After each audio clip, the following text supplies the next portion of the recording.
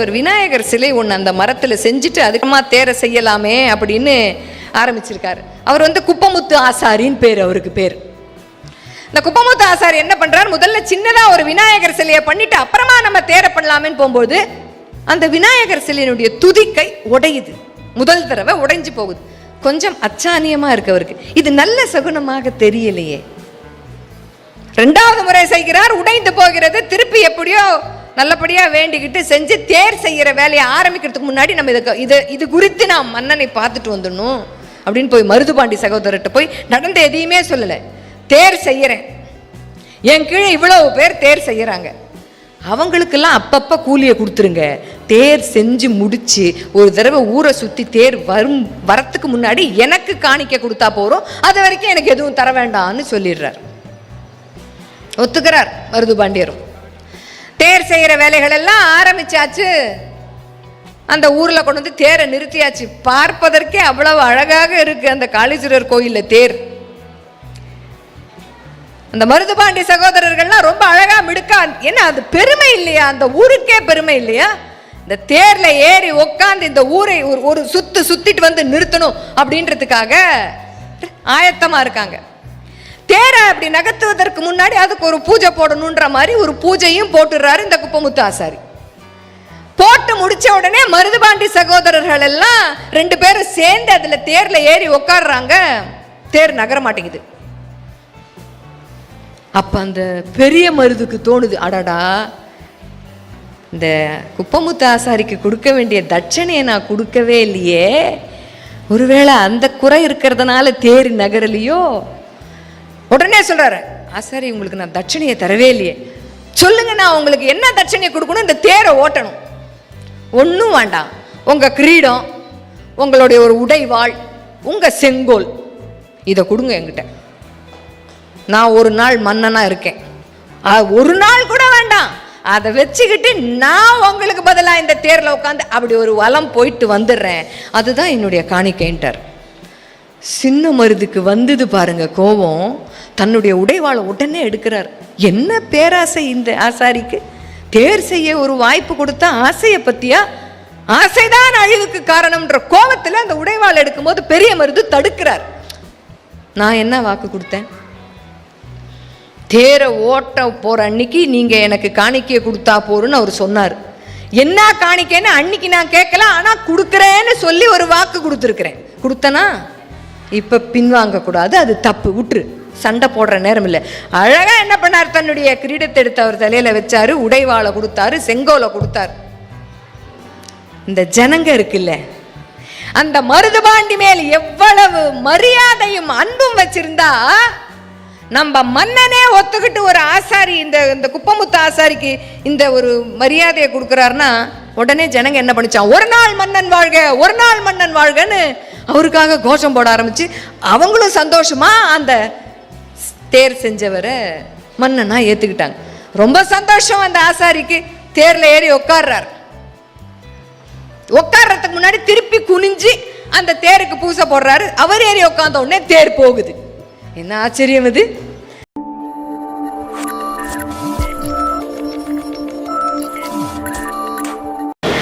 கற்பெனப்படுவது, அதான் தலைப்பு. சட்டுன்னு எல்லாருக்கும் என்ன தெரியுமா தோணும், இது பெண்கள் பத்தின சமாச்சாரம். ஒரு பெண்ணினுடைய நடத்தை, அவளுடைய வாழ்க்கை முறை, அவளுடைய உடல் சார்ந்த மனம் சார்ந்த விஷயத்தை பற்றி பேச போகிற அணுக போகிற தலைப்பு தான் இது அப்படின்னு தோணக்கூடிய அளவிற்கு இருக்கும் இந்த தலைப்பின் முதல் பாதி, கற்பெனப்படுவது.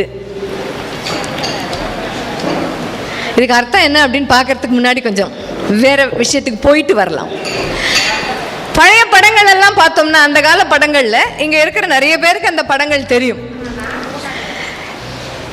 ஒரு காட்சி படத்தை துவக்கும் பொழுதே ஒரு காட்சி என்னன்னா, வயதில் பெரியவர் ஒருவர், ஒரு பெரியப்பாவோ ஒரு வீட்டின் தாத்தாவோ அப்பாவோ நோய்வாய்ப்பட்டு படுக்கையில இருப்பார்.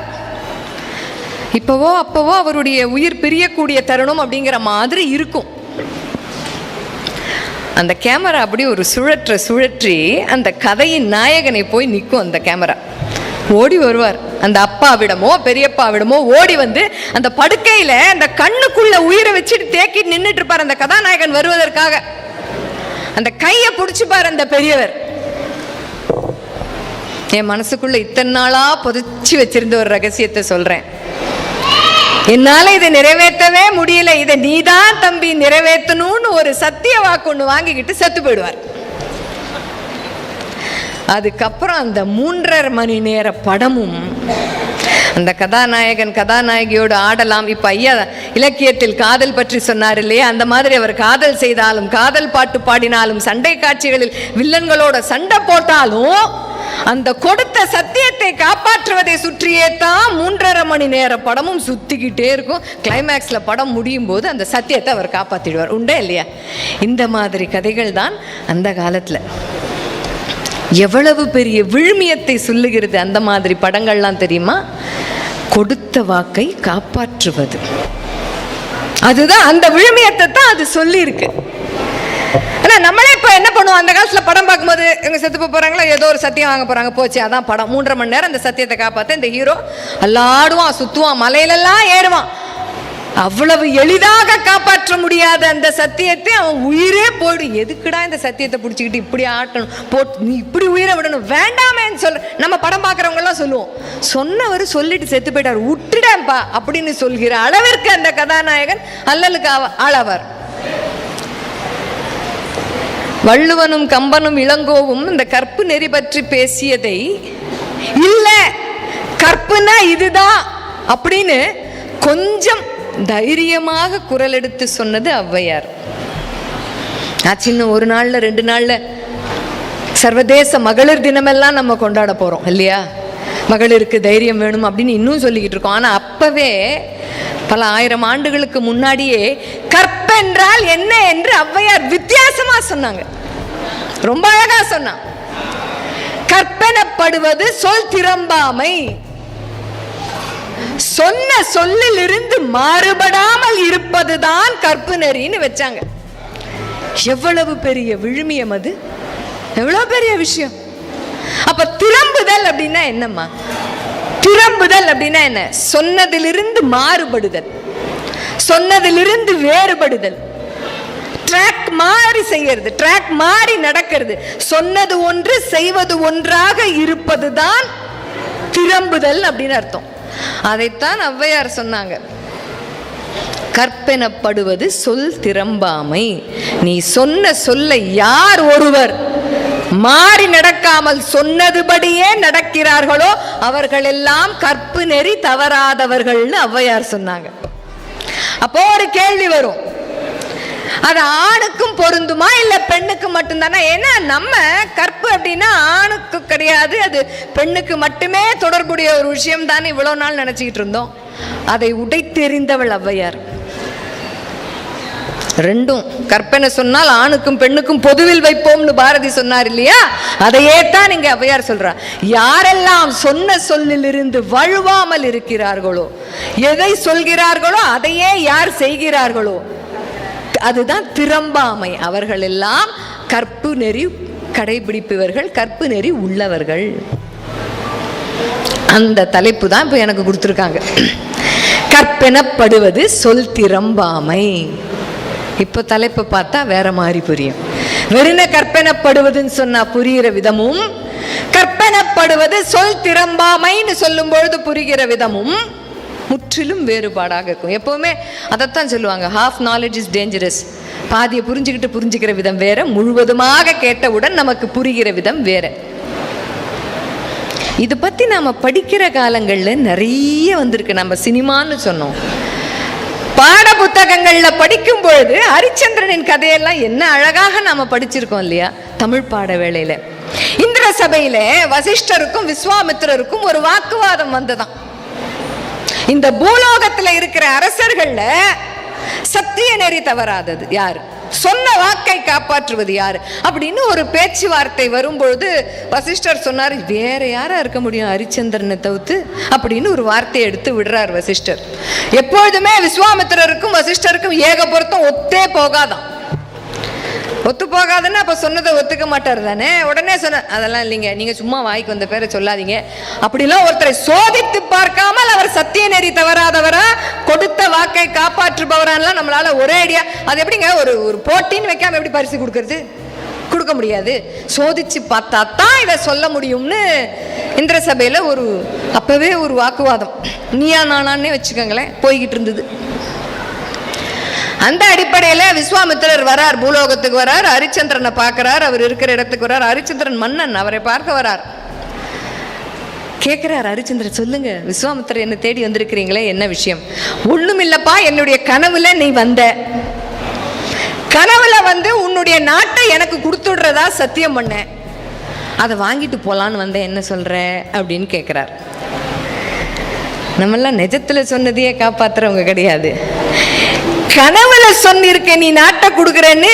எப்பேற்பட்ட சோதனை பாருங்கள், எந்த அளவிற்கு அவர் சத்தியம் தவறாத உத்தமர் அப்படிங்கிறத சோதித்து பார்ப்பதற்காக வந்தப்போ கொஞ்சம் கூட ஹரிச்சந்திரன் ஒரு மாதிரி அதிர்ச்சிக்கு ஆளாகவே இல்லையா. அவ்வளோதானே, கனவுல சொன்னா என்ன, நினைவுல சொன்னா என்ன, சொன்னது நான் தரேன்னு சொல்லிட்டான், எடுத்துக்கோங்க, கொடுத்துட்டார்.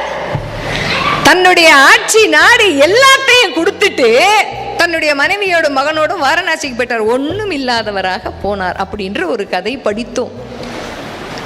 எப்போ சத்தியம்னா என்ன, கொடுத்த வாக்குன்னா என்ன, அதை காப்பாத்துறதுனா என்ன என்று அறியாத வயதில் படித்தது அது.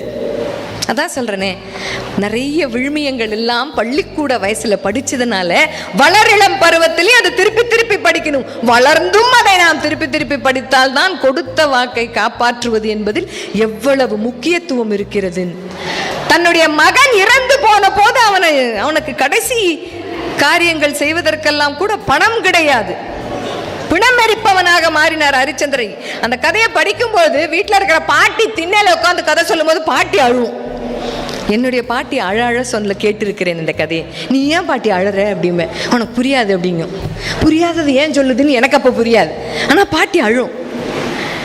அப்படியெல்லாம் இருந்து ஐயோ இப்படிப்பட்ட நிலைமையிலும் ஒருவர் சத்திய நெறி தவறாது வாழ்கிறாரேன்னு விஸ்வாமித்திரர் வந்து தன்னுடைய தோல்வியை ஒப்புக்கொண்டார். எப்பா, வசிஷ்டர் சொன்னது சரிதான், இந்த பூலோகத்தில் சத்திய நெறி தவறாமல் இருப்பது யாருன்னு கேட்டா ஹரிச்சந்திரன் தான்.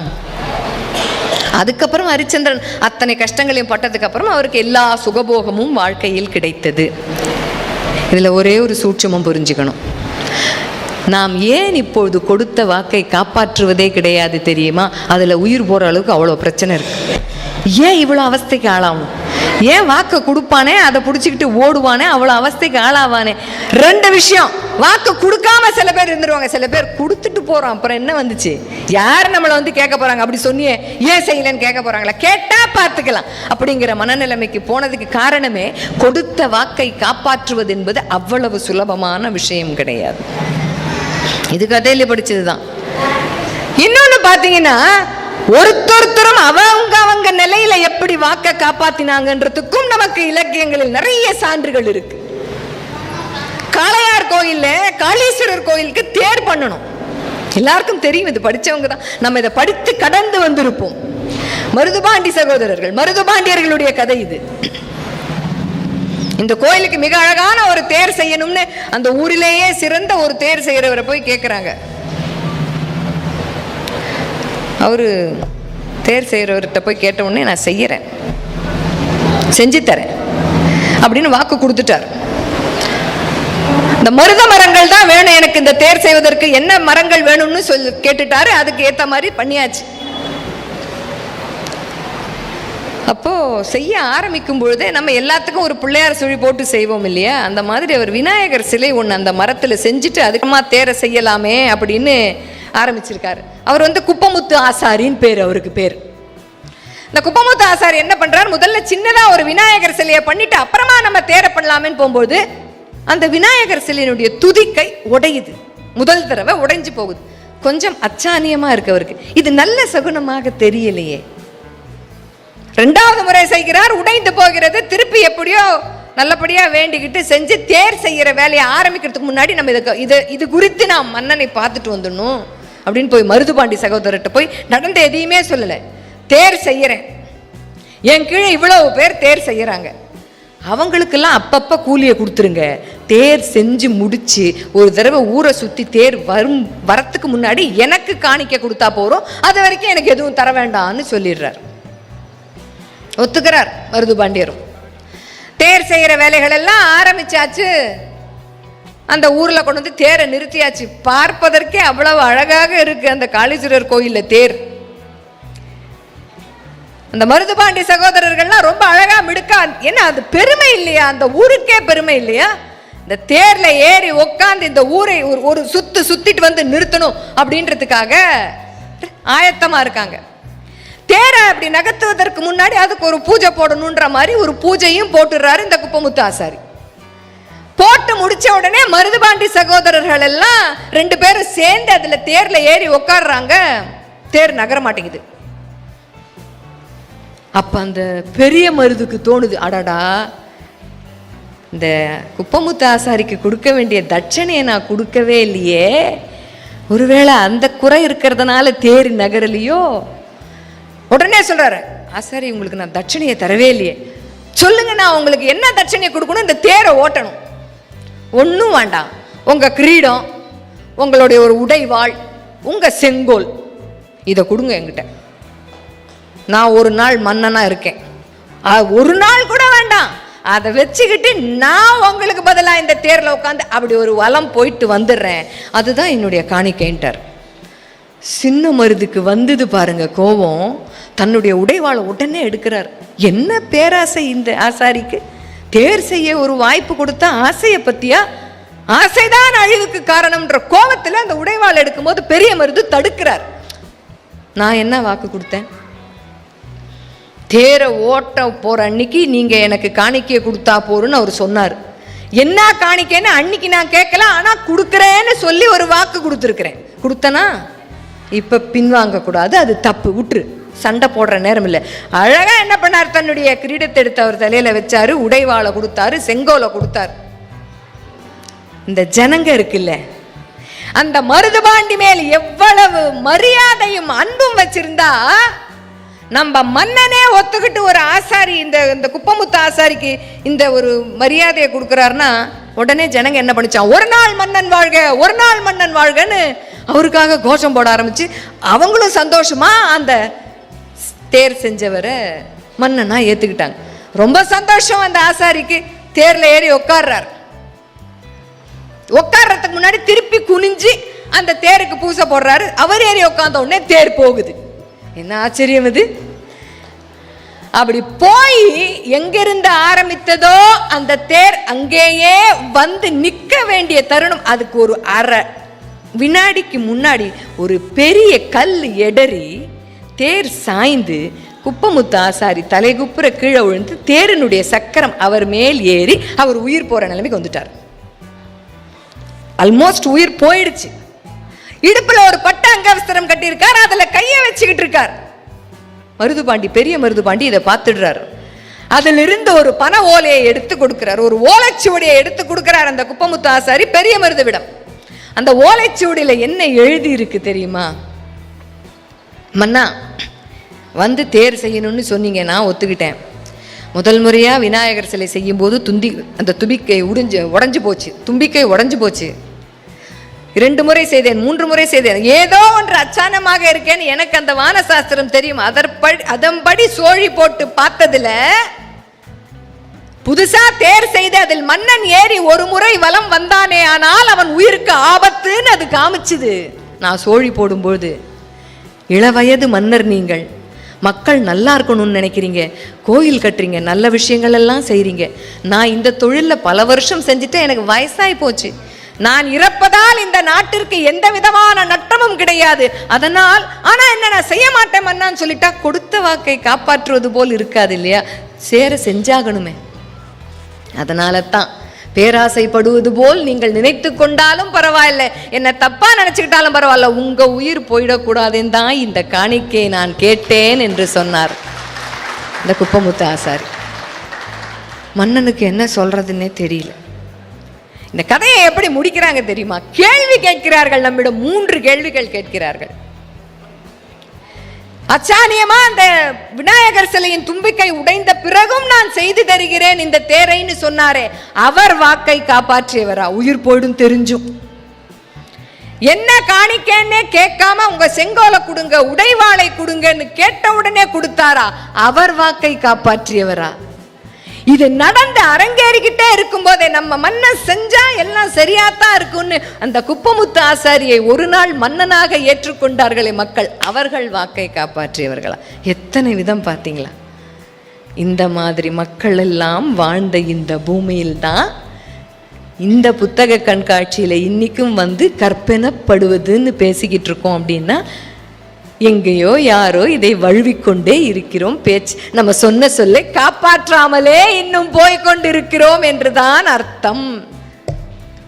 சொல்லலாம், அதெல்லாம் மருதுபாண்டியர் கதைக்கு நல்லா இருக்குங்க, ஹரிச்சந்திரனுக்கு நல்லா இருக்கும். ஹரிச்சந்திரன் வாழ்ந்த காலத்தில் இப்போ இருக்கிற மாதிரி விலைவாசியோ இப்போ இருக்கிற மாதிரியோ அல்லோ கிடையாது. மருதுபாண்டியர்கள் காலத்தில் இப்போ இருக்கிற மாதிரி இருக்கா? சொல்லுங்க பார்க்கலாம். முடிச்சுக்கிட்டு இருக்கும்போதே அவன் மொழியை பிடுங்கிக்கிட்டு போகிற காலமாக இருக்குது.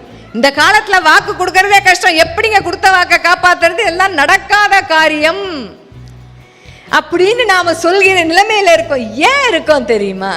நல்லா யோசிச்சு பார்த்தா தெரியும். நம்மை சுற்றி சொல்லப்படுகிற நிறைய விஷயங்கள் மெய்யாகவே பொய்தான். புரிஞ்சுக்கணும். நம்மை சுற்றி சொல்லப்படுகிற நிறைய விஷயங்கள் மெய்யாகவே பொய் தான். இந்த பாழு மனசு அதை மெய்யாகவே மெய்யென நம்பிக்கொண்டிருக்கிறது. அதுதான் உண்மை. ஒன்றும் வேண்டாம், ஒரு ரியல் எஸ்டேட்டுக்கு போங்களேன். ஒரு பிளாட்டு போட்டு விற்கிற இடத்துக்கே போங்க. இடம் வாங்க போறீங்க, ஒரு பிளாட்டு வாங்க போறீங்க. வாங்க, இந்த பிளாட்டுலேருந்து நீங்கள் ஏர்போர்ட்டுக்கு எப்படியும் 1.5 மணி நேரம் போகணும். பஸ் ஸ்டாண்டு அவ்வளோ சீக்கிரத்தில் இன்னும் வரல. ஆட்டோ பிடிச்சி பக்கத்தூர் பஸ் ஸ்டாண்டுக்கு போய் தான் நீங்கள் பஸ் ஏறணும். மழை பெஞ்சா முட்டை அளவுக்கு தண்ணி வரும், கொசு தொல்லை நிறைய இருக்கு. இந்த இடத்த வாங்க போற ஆள் நீங்க தான், இன்னும் யாருமே வாங்கல, நீங்க தான் போனி அப்படின்னு அந்த இடத்துல வாங்குவோமா? ஆனா அதெல்லாம் உண்மையாத்தான் இருக்கும். அது நமக்கு பிடிக்காது. ஏர்போர்ட் தான் 5 நிமிஷம், பஸ் ஸ்டாண்டு தான் பக்கத்துல, மழை பெஞ்சா மூச்சு தண்ணியே வராது, கொசுவா இந்த ஏரியால அப்படின்னா என்னன்னே தெரியாது. எல்லா பிளாட்டும் வித்து போச்சு, இதுதான் கடைசி, போனா வராது, பொழுது போனா கிடைக்காது. சொன்னாத்தான் நம்புவோம். அப்படித்தானே? அப்ப நம்ம மனசு எதை விரும்புகிறது? வாங்கிடுவோம் நம்பி. வரும் பாருங்க, சின்னதா ஒரு மழை, 4 வாட்டி தும்மல் போட்ட அளவுக்கு ஒரு மழை வந்தாலே கழுத்து வரைக்கும் தண்ணி வந்துடும். தேடி போக முடியுமா அந்த இடத்த வித்தவங்களை? இப்ப போக முடியாது இல்லை. அப்ப என்ன, நம்ம பொய்யைத்தானே மெய்யாக நம்புகிறோம். ஹோட்டலுக்கு சாப்பிட போறோம். எங்க ஹோட்டல்ல இதுதான் ஸ்பெஷல், கரெக்டு தான். நேற்று செஞ்சதை மீந்து போச்சுங்க, கொட்டை இயலாது, திருப்பி அதைத்தான் சுட பண்ணி வச்சிருக்கிறோன்னு யாராவது சொல்லி சாப்பாடு போட்டு சாப்பிடுவோமா? வீட்டில் அதே நேற்று வச்ச குழம்பு தான் இருக்குது, சுட பண்ணி தட்ட மாட்டோம்னா அம்மாவை என்ன கோவம் கோச்சிப்போம் தெரியுமா? இதே தானா, இது வேற உள்ளே வச்சு சூடு பண்ணி தெரியாமோ அதை ரொம்ப அழகாக யூனிஃபார்ம் போட்டு ஒருத்தங்க கொண்டு வந்து கொடுத்தா, அப்பா என்ன மாதிரி இருக்கு, இப்போ தேன் மாதிரி இருக்கு, இந்த டேஸ்ட் ஏன் வீட்டில் வரல? 10 நாள் சுட வச்சு கொடுத்தா வரும். அது நமக்கு தெரியறதில்ல. இது ஏன் வீட்டில் கிடைக்க மாட்டேங்குது இந்த ருசின்னு நம்ம அதை சாப்பிடுவோம். அந்த பொய்களை நாம் மெய்யாகவே நம்பிக்கொண்டுதான் இருப்போம். எங்க ஜவுளி கடைக்கு போங்க, ஆடி தள்ளுபடி, ஆடிக்கு வாங்க அள்ளிட்டு போங்க, ஒன்றும் கிடையாது. கடைக்காரர் யாராவது இது ஆடி தள்ளுபடின்னு சொல்றவங்க, ஆனுவல் ஸ்டாக் கிளியரன்ஸ், வருஷம் முழுக்க விற்காத போன புடையெல்லாம் தான் தேக்கி வச்சிருக்கோம், அதை விற்கணுங்க. எடுத்து பிரிச்சு பார்த்து 1 வருஷம் வரைக்கும் கட்டினீங்கன்னா உங்க லக்க அக்கா. தண்ணியில போட்டா காணா போனா எங்களை கேட்கப்படாது. யாரு சொல்லுவா? யாரும் சொல்ல மாட்டான். இந்த கடையில தான் ஆடி தள்ளுபடினா அம்சமா இருக்குன்னு அந்த பொய்யை நம்பிக்கொண்டுதானே நாம் போகிறோம். உண்டா இல்லையா? இப்படித்தான் எல்லா இடத்திலுமே நாங்க போகக்கூடிய இடத்திலெல்லாம் மெய்யாகவே இருக்கிற பொய்களை நாம் மெய்யென நம்பி நம்பி நம்பி, அது மட்டும் கிடையாது, ஒரு விஷயத்த 4ஆ சொல்றது, 1க்கு 4ன்னு சொல்லுவோம் இல்லை, 1 4ஆ திருச்சி சொல்றது தான் இந்த பழா போன மனசு நம்பும். அப்படியே பழகி போனதுனால நாம் என்ன நினைக்கிறோம்? 1க்கு 4ஆ சொல்றது ஒன்றும் தப்பு இல்லை. அவங்க சொல்றாங்க, அவங்க சொல்றாங்க, அவங்க சொல்றாங்க. நான் சொன்னேன் என்ன, உலகத்தோடு ஒட்ட ஒழுகல்னு வள்ளுவர் சொல்லியிருக்காரா இல்லையா? உலகமே போய் சொல்லுது, நானும் சேர்ந்து சொல்றேன். உலகமே 1க்கு 4ஆ சொல்லுது, நானும் சேர்ந்து சொல்றேன். உலகமே 1 சொல்லுது, செய்ய மாட்டேங்குது, நானும் அப்படியே இருந்துட்டு போயிடுறேனே அப்படின்னு நம்ம மனசு அதற்கு பழகி போகிறது. இதுதான் நிதர்சனம். அங்கதான் ஆரம்பிக்கிறோம் நம்ம வாக்குறுதி கொடுக்கறதுங்கிறத. ஒரு தனி மனிதனும் நம்மளுடைய வாழ்க்கையில எத்தனையோ சூழல்கள்ல ஒரு வார்த்தை அப்படி விட்டுருவோம் தெரியுமா, டக்குன்னு கொடுத்துருவோம். அதை நிறைவேற்றுறோமா, நம்ம கிட்டே அந்த வார்த்தையை நம்பிக்கையாக வாங்கின எதிராளியினுடைய மனநிலைமை என்னவாக இருக்கும்னு யோசிக்கிறதே கிடையாது. இந்த வாக்குறுதி கொடுத்துக்கிறதுல 2 விதம் இருக்கு. நமக்கு நம்மளே கொடுத்துக்கிற வாக்குறுதி, நாம அடுத்தவங்களுக்கு கொடுக்கிற வாக்குறுதி, 2 இருக்கு. இந்த நமக்கு நம்மளே கொடுத்துப்போம்ல, ரொம்ப சுவாரஸ்யமானது, ரொம்ப ரொம்ப சுவாரஸ்யமானது. சின்ன குழந்தையா இருக்கும் போதே அதுக்கு வாக்கு கொடுக்குறோம்லாம் தெரியாது. ஆனா அம்மாட்ட சொல்லும், நாளிலேருந்து நான் மண்ணிலேயே விளையாட மாட்டேம்மா அப்படிங்க. சாயந்தரமே திருப்பி அம்மா கையை கழுவி அதை வீட்டு பாடம் எழுத உட்காந்து வச்சிருப்பா. அம்மா இல்லாத நேரமா பார்த்து அந்த 2 செவுத்துக்கு இடுக்குல விரிசல் விட்டுருக்கும், அதுல விரல விட்டு நோண்டி மண்ணு வருதான்னு பார்க்கும். அம்மாட்ட அப்படி சொன்னமே, செய்ய மாட்டோம்னு சொன்னமே, இப்படி செய்யறோமே, தப்பாச்சு அப்படிலாம் அதுக்கு தெரியாது. சின்ன சின்ன பொய்கள் அது. சொன்ன வாக்கை மீறி குழந்தை நடப்பது அழகு ஒரு வயது வரைக்கும். இந்த வளரிளம் பருவம்னு ஒண்ணு இருக்குல்ல, அப்ப பாருங்க அம்மா கிட்டையும் அப்பா கிட்டையும் பிள்ளைகள் சொல்லுகிற வாக்குறுதிகள், அட்டேங்க அப்பா இன்னைக்கு பள்ளிக்கூடத்துல அங்கங்க திரும்ப மாட்டேன், அப்படியே கவனிப்பேன்பான். தினம் அப்படியே கவனிச்சேன்பா. 5 நாள் கழிச்சு ஸ்கூல்ல இருந்து கூப்பிட்டு விடுவாங்க, உங்க புள்ள கவனிக்கிறதே இல்லை, வாங்க முதல்ல அப்படின்னு கூப்பிட்டு விடுவாங்க. ஏன்டா அப்படியே கவனிக்கிறேன்னு சொன்னியேடா, எவன் கவனிக்கிறான்னு அவனை கவனிச்சுக்கிட்டு இருந்தேன்பா. அவன் கவனிக்கல. வளரிளம் பருவத்தில் வாக்குறுதிகள் எல்லாம் குழந்தைகளுக்கு அதனுடைய வலி தெரியாது. அம்மா அப்பா நம்மள நம்புறாங்களே, நம்ம இப்படி ஒரு வாக்கு கொடுக்கிறோமே, இதிலிருந்து மீறுகிறோமே, இது எந்த அளவுக்கு நமக்கு பாதிப்பு, எந்த அளவுக்கு நம்மை பெற்றோருக்கு இது வலின்னு குழந்தைக்கு தெரியாது. கல்லூரியில படிக்கிற போது அப்படித்தான். இந்த இலக்கை வைத்துக் கொண்டு கல்லூரிக்குள்ள முதல் நாள் நுழையும் போது பசங்க போடுற சத்தியம் இருக்கு பாருங்க, அம்மாவிடமும் அப்பாவிடமும், சே குழந்தை வெளியில வரும்போது அப்படியே விவேகானந்தனா தான் வெளியில வருவான் அப்படிங்கிற மாதிரி ஒரு பிம்பத்தை ஏற்படுத்திட்டு கல்லூரிக்குள்ள போவான். நிறைய பெண்களும் அப்படித்தான். ஆனா பாருங்களேன், முதல் நாள் தான் 2ஆம் நாள் தான் சொல்லுவாங்க தெரியுமா, புது தொடப்பம் நல்லா கூட்டும் அப்படிம்பாங்க. மூளை முடுக்கெல்லாம் தானே போய் கூட்டுமா. கொஞ்சம் தேஞ்சு போன உடனே இருக்கிறதையே கூட்டினா கூட அந்த குப்பை போகாது. அந்த மாதிரி தான் நுழைந்த உடனே சொல்கிற வாக்குறுதி இதெல்லாம் நமக்கு நம்மளே கொடுத்துக்கிறது, அம்மா அப்பாட்ட வேற கொடுக்கறது. அப்ப கூட பாரதியார் சொல்றாரு பாருங்க, நிமிர்ந்த நன்னடை நேர்கொண்ட பார்வையும் யாருக்கும் அஞ்சாத நெறிகள் இருப்பதால் செம்மை மாந்தர் திரம்புவதில்லையாம். அங்க திரம்புதல் சொல்றாரா, ஒழுக்க நெறியோட என்ன இலக்குக்காக நம்ம இதுக்குள்ள வந்தோம், ஒரு படிக்கிற இடத்துக்கு வந்திருக்கோன்ற அந்த நெறியோடு இருக்கிற பெண்கள் செம்மை மாந்தர், ஞான செருக்குடன் இருக்கிற செம்மை மாந்தர் திரம்புவதில்லையாம். என்ன சொல்லி அந்த கல்லூரிக்குள்ள படிக்க வந்துச்சோ அந்த புள்ள அதை முடிச்சிட்டு தான் வெளியில வரும், அந்த சொல் மாறாதுன்னு சொல்றார். அதைத்தான் செம்மை மாந்தர் திரம்புவதில்லையாம். இந்த மாதிரி வாக்குறுதியும் இருக்கு. இந்த வளர்ந்தவங்க இருக்காங்கல்ல, இன்னும் கூட நிறைய விஷயங்கள் தனக்கு தானே சொல்லிப்பாங்க, செய்ய மாட்டாங்க. குழந்தை சேட்டை பண்ணுது, அம்மா வீட்டு வேலையில அவசரத்துல என்ன பண்றா, குழந்தைய அடிச்சிட்டா. குழந்தைகளை அடிச்ச உடனே அதனுடைய அழகு என்ன தெரியுமா, எந்த அம்மா அடிச்சாலும் அவன் முந்தானைய சுத்திட்டு அவளை காலை கட்டிக்கிட்டே அது அழுவும். அதுதான் குழந்தையின் அழகு. அழுது முடிச்சு அதுக்கு சோத்த வாயில வச்சு திணிச்சு அதை ஒரு பக்கமா தூங்க வச்ச உடனே அது அப்படியே வாயை பொழந்துக்கிட்டு எங்க இருக்கோன்னே தெரியாம தூங்கும் பொழுது தூங்குகின்ற முகத்தின் அந்த ஒரு இந்த இன்னசென்ட்டா இருக்கும் தெரியுமா, உலகமறியாத அந்த முகம், பரம்பொருள், அந்த முகத்தை பார்த்து தாய் அப்பொழுது அமைதியாக அழுவா. என்ன தெரியுமா சொல்லுவா, இனிமே உன்னை அடிக்கவே மாட்டேன்டா கண்ணா. சொல்லுவாளா மாட்டாளா அந்த அம்மா?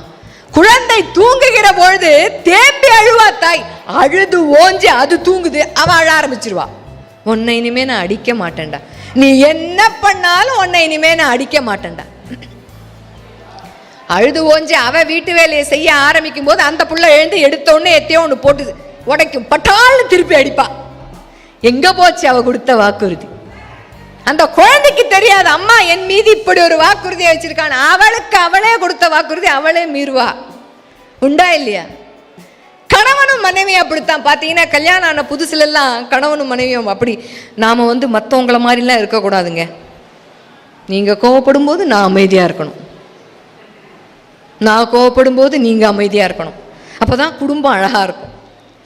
ஒருத்தர் கோவம் வரும்போது ஒருத்தர் தனிஞ்சு போகணுங்க. நம்ம இப்படிலாம் பேசி இந்த உடன்படிக்கை சொல்லுவாங்க இல்லையா, அதுல கையெழுத்து போடாத குறையாக வாக்குறுதி அள்ளி தெளிச்சு, இதெல்லாம் சில பேர் பாத்தீங்கன்னா முதலர் வன்னிக்கு அவ்வளவு அழகா பேசுவாங்க. இல்வாழ்க்கையை நம்மள மாதிரி இந்த காவியத்துல கூட யாரும் இப்படி நடத்திருக்க முடியாதுன்ற அளவிற்கான வாக்குறுதியை கொடுத்து ஆரம்பிப்பாங்க. 2ஆம் நாள் பாருங்க, அந்த அம்மா ஒரு பக்கம் உச்சஸ்தாயில கத்தும், அந்த ஐயா ஒரு பக்கம் உச்சஸ்தாயில கத்துவார். எங்க போச்சு வாக்குறுதி? அப்படியே அந்த ஐயா வாக்குறுதி நினைப்பு படுத்தினாலும் அது சொல்லும், நீங்க கத்தும் போது நான் அமைதியா இருக்கேன், நான் கத்தும் போது நீங்க அமைதியா இருங்க, நீங்க அமைதியா இருக்கும்போது நான் கத்துறேன் அப்படின்னு மாத்திடுவோம். உண்டா இல்லையா? அடுத்தவங்களுக்கு கணவன் மனைவிக்கும் குழந்தைக்கும் வீட்டில் இருக்கிற உறவுகளிடம் கொடுக்கும் வாக்குகளில் கூட நான் அப்பப்ப வழுவிக்கொண்டே தான் இருக்கிறோம். ஒரு வயசுலயும் புத்தாண்டுன்னு ஒண்ணு வந்துச்சுன்னா கேட்கவே வேண்டாம் இல்லையா? எத்தனை விதமான வாக்குறுதிகள் தெரியுமா? இதுல வாக்குறுதி நீங்களாம் நியூ இயர்க்கு ரிசல்யூஷன்லாம் எடுக்கலையா? நான்லாம் நியூ இயர்க்கு நிறைய இதை செய்யக்கூடாது அதை செய்யக்கூடாது. அதுவும் பார்த்தீங்கன்னா அந்த சுகர் இருக்கிறவங்க, டயபெட்டிஸ் இருக்கிறவங்க, அவங்க எடுக்கிற வாக்குறுதி சொல்லி மாளாது. சர்க்கரையை விட இனிப்பா இருக்கும். நான் இப்போ காப்பியில் சர்க்கரையை விட்டுட்டேனே, எப்போ? நேற்று ஒரு வேளை தான் போட்டிருக்க மாட்டார், 10 வருஷமா சர்க்கரையை விட்டா மாதிரி சொல்லுவார். நான் காப்பியில் சர்க்கரை விட்டேனே, எந்த ஸ்வீட் வச்சாலும் நான் சாப்பிட்றது இல்லை. அவருக்கு பிடிச்ச ஸ்வீட் வச்சா சாப்பிட்ருவார், வச்சதெல்லாம் அவருக்கு பிடிக்காது. இப்படிப்பட்ட வாக்குறுதிகள் தான் கொடுப்பாங்க. நியூ இயருக்கு பார்த்தீங்கன்னா நான் உடம்ப குறைக்கணும், ஜிம்முக்கு போகணும், சாப்பாடை குறைக்கணும், அனாவசியமா அடுத்தவங்களை பார்த்து பொறாமைப்படக்கூடாது. ஐயோ அந்த வாக்குறுதி இருக்கே, அப்படி சொல்லி முடிக்கும் போதுதான் நம்மளை விட அவங்க நல்லா இருக்க மாதிரி இருக்கு அப்படின்றது கண்ணில் படும். இப்படிப்பட்ட வாக்குறுதிகள் கொடுத்துக்கிட்டே இருப்போம். இது எல்லாமே நமக்கு நம்மளே சொல்லிக்கிறது. அதுல காப்பாத்தலையா, அடுத்தவங்களுக்கு கொடுக்குற வாக்குறுதிக்கு போலாம். இது 2வது வகை. நாம் அடுத்தவர்களுக்கு கொடுக்கிற வாக்குறுதியில எந்த அளவுக்கு காப்பாத்துறோம்? ஒண்ணுமே இருக்காதுங்க. ஒரு ஃப்ரெண்டு +2 முடிச்சிருப்பாரு, எந்த கல்லூரியில் போய் சேர்றதுன்னு தெரியலன்னு முடிச்சுக்கிட்டு இருப்பார். அந்த காலேஜில் இருக்கிற பிரின்சிபல் என் பக்கத்து வீடு, நான் சொன்ன எந்த டிபார்ட்மெண்ட்டில் வேணாலும் சீட்டு கொடுப்பாரு. எங்க உன் பையன் மார்க் ஷீட் என்கிட்ட கொடு, வாங்கி வச்சுப்பார், வாயை திறக்க மாட்டார். இந்த இவரு சீட்டு வாங்கி கொடுத்துருவாருன்னு உட்காந்துருப்பாரு. அந்த அம்மா அப்பாவும் போய் கேட்பேன், இரு அவ்வளோ சுலபமா, பக்கத்து வீடு தான், அவர் எப்போ வராரு நான் பார்க்கணும் இல்லை. ஒரு சாக்கு சொல்லுவாங்க பாருங்க. வாக்கினை அள்ளி வீசும் பொழுது பக்கத்து வீட்டுக்காரர்கிட்ட அவ்வளவு சாக்கு சொல்லுவாங்க, செய்ய முடியலன்னு. ஒரு உண்மை சம்பவம் இது. என்னுடைய தோழியினுடைய பையன் இதே மாதிரி +2 முடிச்சப்ப, இது நடந்து ஒரு 8 வருஷம் ஆச்சு. மதிப்பெண் அந்த பையன் கொஞ்சம் தான் எதிர்பார்த்ததை விட கொஞ்சம் கம்மியா வாங்கியிருக்கான். ஆனா கல்லூரியில ஒரு அட்மிஷன் கிடைக்கிற அளவுக்கு அது கம்மியான மார்க் கிடையாது, நல்ல மார்க். கிடைக்காத அளவுக்கான கம்மி மார்க் கிடையாது. அந்த நகரத்திலேயே இருக்கக்கூடிய மிக பிரபலமான கல்லூரி அது. அந்த கல்லூரியில தான் எனக்கு ஒரு சேர்க்கை வேணும்னு அந்த பையன் கேட்கிறான், சீட்டு வேணும்னு. அந்த பையனுடைய அப்பாவுக்கு ஒரு இந்த மாதிரி கல்லூரிகளில் சீட்டு வாங்கி கொடுக்கிற பழக்கம் இருக்கிற ஒருத்தர் தெரியும். கொஞ்சம் காசும் கொடுத்துருக்கார். கொஞ்சம் செலவாகுங்க, இந்த கல்லூரியில் உங்க பையன் போய் ஃபர்ஸ்ட் நாள் கிளாஸ்ல முதல் பெஞ்சில் உட்காருவான், நான் கேரண்டின்னு சொல்லிட்டார். அட்டேங்கப்பா, அப்படியா? அட்மிஷன் அவ்வளோ சீக்கிரம் கிடைக்காது, குதிரை கொம்புன்னு இருக்கக்கூடிய ஒரு கல்லூரியில் வாங்கி தரேன்னு சொல்லிட்டாருன்னு அந்த அப்பாவுக்கு அந்த பணத்தை கொடுக்கறதுல மிக ஒன்றும் பெரிய கஷ்டம் இல்லை, கொஞ்சம் வசதியானவர். கொடுத்தார் பணத்தை. அந்த வாங்கி கொடுக்கிற கல்லூரியில சீட்டுன்னு சொல்லி ஒருத்தர் வாக்கு கொடுத்தாரு இல்லையா, அவர் எந்த அளவிற்கான நம்பிக்கை கொடுத்துருக்காரு பாருங்க. எந்த காலேஜ்லயும் அப்ளை பண்ணாதீங்க, என்கிட்ட விட்டீங்கல்ல அந்த காலேஜுக்கு அவன் போயிடுவான், பேசாம விடு, மறந்துடுங்க.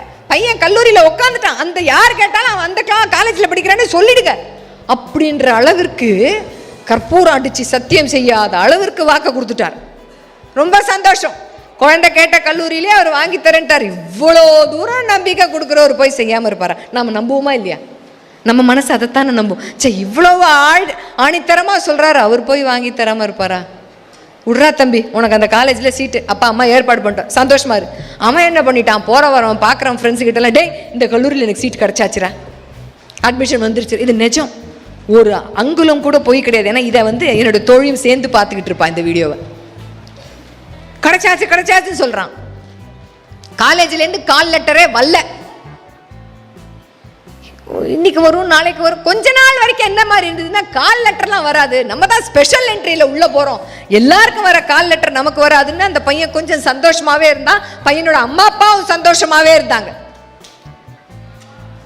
நியூஸ்ல சொல்ல ஆரம்பிச்சிட்டாங்க, கல்லூரிகள் அட்மிஷன்லாம் ஒன்றோடு முடிவடைகிறதுன்றாங்க. பேப்பர்ல கல்லூரிகள் அட்மிஷன்லாம் முடிஞ்சு போச்சுன்றாங்க. இவனுக்கு கால் லெட்டரே வரல. காசு கொடுத்த அந்த ஏஜென்ட்டுக்கு ஃபோன் பண்றாங்க. அப்பதான் அவர் ஃபோன் எடுக்கலையே. எடுத்தா தானே பேசுவோம்.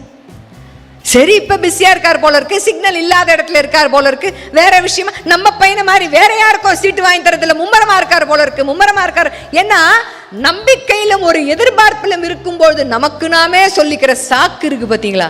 ஐயோ கடவுளே, அவ்வளவு சாக்கு. நம்மை நாமே தேற்றிக்கொள்வோம் அந்த இடத்தில். சொல்லிக்கிறாங்க. எடுத்துட்டார் போன. அப்பா சார், என்ன சார் டிவியில் அட்மிஷன்லாம் க்ளோஸ்ன்ட்டாங்க. உங்க மேல நம்பிக்கை இல்லாம ஃபோன் பண்ணல சார். இருந்தாலும் பையன் பாவம், நான் எப்போ போவேன், ஃப்ரெண்ட்ஸ் எல்லாம் ஏதோ காலேஜுக்கு போயிட்டாங்களேங்கன்றான். நான் எல்லாருக்கிட்டையும் சொல்லிட்டேனேம்மா, நான் எப்போ காலேஜுக்கு போவேன்னு கேட்குறாம்மா. அதில் ஒரு சிக்கல் ஆயிடுச்சிங்க. என்னங்க சிக்கல்? இல்லை, உங்களுக்கு நான் நம்பிக்கை கொடுத்த மாதிரி இந்த சீட்டுக்கு எனக்கு மேலே இருக்கிற ஒருத்தர் நம்பிக்கை கொடுத்தாரு இல்லையா, அவர் இப்போ கையை விரிச்சிட்டாருங்க. நான் கொஞ்சம் கொஞ்சமாக உங்ககிட்ட வாங்கின பணத்தை கொடுத்துட்றேன். எப்படி? கொஞ்சம் கொஞ்சமாக உங்ககிட்ட வாங்கின பணத்தை கொடுத்துட்றேன் அப்படின்னு சொன்ன உடனே இவங்களுக்கு பணத்தை பற்றின ஒரு இடி விழுந்தாப்புல இருந்தது. பிள்ளைக்கு 1 வருஷம் படிப்பு போச்சு. எல்லா கல்லூரிகளிலும் சேர்க்கை முடிஞ்சு போச்சு, அட்மிஷன் இல்லை. 1 வருடம் அந்த பையன் மன அழுத்தத்தில் இருந்தான். டாக்டர் கிட்ட டிப்ரெஷன். 1 வருஷம் படிப்பு போச்சு. எல்லா ஃப்ரெண்ட்ஸுக்கிட்டையும் சொல்லிட்டேனே இந்த கல்லூரியில சேர்ந்துட்டேன்னு சொல்லிட்டேன். நாங்களும் போய் பார்த்துட்டு வந்தோம். இல்லடா கண்ணா, ஏதோ நன்மைக்கு தாண்டா கண்ணா இது நடந்திருக்கு. தலைக்கு வந்தது தலைப்பாகையோட போச்சுன்னு நினைச்சுக்கடா ராஜா. 1 வருஷம் நீ இன்னும் ஒன்ன தேத்திக்கோ. இன்னும் வேற ஏதோ ஒரு பெரிய ஒரு வாய்ப்புக்காகத்தான் இந்த வாய்ப்பு தட்டி போச்சுன்னு நினைச்சுக்க. குடும்ப நண்பர்களாக நாங்களும் போய் அந்த குழந்தையை தேற்றணும். ஆனால் அரை மனசோடு தேற்றணும். பாவமா இருந்தது அந்த பிள்ளைய பார்க்கவே. எவ்வளவு பெரிய வலி தெரியுமா? நான் செஞ்சிடறேன் அப்படின்னு போற போக்கில் ஒரு வாக்கு கொடுத்துட்டு போயிடுறோம். நான் பார்த்துக்கிறேன். இந்த நான் பார்த்துக்கிறேன்றது என்ன? இந்த விளம்பரத்துலலாம் வரா மாதிரி இதுக்கு நான் கேரண்டி, அதுக்கு நான் கேரண்டி. எங்க நீங்கள் வீட்டில் ஓட்டுற மிக்சி ரிப்பேராக போச்சுன்னா கேரண்டின்னு சொன்ன அம்மா வந்து உங்களுக்கு அந்த ரிப்பேர் பண்ணி தருமா? தராது. அதெல்லாம் அப்படித்தான். ஆனால் வாழ்க்கையில் இந்த மாதிரி ஒரு வாக்கை, ஒருத்தருடைய வாக்கை நம்பி ஒரு பையனுடைய 1 வருட வாழ்க்கை கல்வி போச்சு. அவன் அதுக்கப்புறம் நல்லா படித்தான், வெளிநாட்டில் வேலையில் இருக்கான், கல்யாணமும் ஆயிடுச்சு அந்த பையனுக்கு. ரொம்ப நல்லா இருக்கான். அவன் கல்யாணத்துக்கு போகும்போது எல்லாரும் பார்த்து கை கொடுத்து அவனோட பேசும்போது, கண்ணா நீ சூப்பரா எல்லாம் வந்துட்ட அப்படின்னு நம்ம சொல்லும்போது, நான் அதனால யாருக்குமே இப்ப எதையுமே ப்ராமிஸ் பண்றதே இல்லை ஆண்டி அப்படின்னு எதையுமே சொல்வதில்லை. போராமை உடையவர்க்கு வேறு பகை வேண்டா, அது ஒன்றே போதும். பகைவர் தீங்கு செய்ய தவறினாலும் தவறாது கேட்டை தருவது அது. சாலமன் பாப்பையா விளக்க உரை. பொறாமை உடையவர்க்கு தீமை தர பகைவர் வேண்டியதில்லை, பொறாமையே போதும். கலைஞர் விளக்க உரை. பொறாமை குணம் கொண்டவர்களுக்கு அவர்களை வீழ்த்த வேறு பகையே வேண்டா, அந்த குணமே அவர்களை வீழ்த்திவிடும். அழுக்காற்றுடையார் கதுசாலம் ஒன்னார் வழக்கியும் கேடின் பதுமுயுவ விளக்க உரை. போராமை உடையவர்க்கு வேறு பகை வேண்டா, அது ஒன்றே போதும். பகைவர் தீங்கு செய்ய தவறினாலும் தவறாது கேட்டை தருவது அது. சாலமன் பாப்பையா விளக்க உரை. பொறாமை உடையவர்க்கு தீமை தர பகைவர் வேண்டியதில்லை, பொறாமையே போதும். கலைஞர் விளக்க உரை. பொறாமை குணம் கொண்டவர்களுக்கு அவர்களை வீழ்த்த வேறு பகையே வேண்டா, அந்த குணமே அவர்களை வீழ்த்திவிடும். அழுக்காற்றுடையார் கதுசாலம் ஒன்னார் வழக்கியும் கேடின் பதுமுயுவ விளக்க உரை. போராமை உடையவர்க்கு வேறு பகை வேண்டா, அது ஒன்றே போதும். பகைவர் தீங்கு செய்ய தவறினாலும் தவறாது கேட்டை தருவது அது. சாலமன் பாப்பையா விளக்க உரை. பொறாமை உடையவர்க்கு தீமை தர பகைவர் வேண்டியதில்லை, பொறாமையே போதும். கலைஞர் விளக்க உரை. பொறாமை குணம் கொண்டவர்களுக்கு அவர்களை வீழ்த்த வேறு பகையே வேண்டா, அந்த குணமே அவர்களை வீழ்த்திவிடும். அழுக்காற்றுடையார் கதுசாலம் ஒன்னார் வழக்கியும் கேடின் பதுமுயுவ விளக்க உரை. போராமை உடையவர்க்கு வேறு பகை வேண்டா, அது ஒன்றே போதும். பகைவர் தீங்கு செய்ய தவறினாலும் தவறாது கேட்டை தருவது அது. சாலமன் பாப்பையா விளக்க உரை. பொறாமை உடையவர்க்கு தீமை தர பகைவர் வேண்டியதில்லை, பொறாமையே போதும். கலைஞர் விளக்க உரை. பொறாமை குணம் கொண்டவர்களுக்கு அவர்களை வீழ்த்த வேறு பகையே வேண்டா, அந்த குணமே அவர்களை வீழ்த்திவிடும். அழுக்காற்றுடையார் கதுசாலம் ஒன்னார் வழக்கியும் கேடின் பதுமுயுவ விளக்க உரை. போராமை உடையவர்க்கு வேறு பகை வேண்டா. அது ஒன்றே போதும். பகைவர் தீங்கு செய்யத் தவறினாலும் தவறாது கேட்டைத் தருவது அது. சாலமன் பாப்பையா விளக்க உரை. பொறாமை உடையவர்க்கு தீமை தர பகைவர் வேண்டியதில்லை. பொறாமையே போதும். கலைஞர் விளக்க உரை. பொறாமை குணம் கொண்டவர்களுக்கு அவர்களை வீழ்த்த வேறு பகையே வேண்டா, அந்த குணமே அவர்களை வீழ்த்திவிடும்.